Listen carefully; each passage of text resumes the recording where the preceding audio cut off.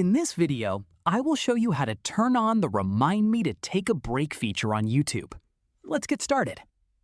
First, open the YouTube app on your phone. Next, tap your profile picture in the bottom right corner. Then, tap the settings icon in the top right corner. In the settings menu, scroll down and tap Time Management. On the Time Management page, you'll see the Remind Me to Take a Break option.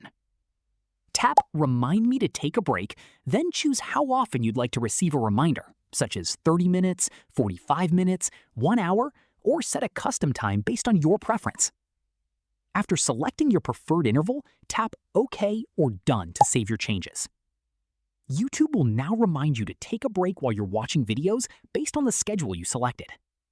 That's it. You've successfully enabled the Remind Me to Take a Break feature on YouTube.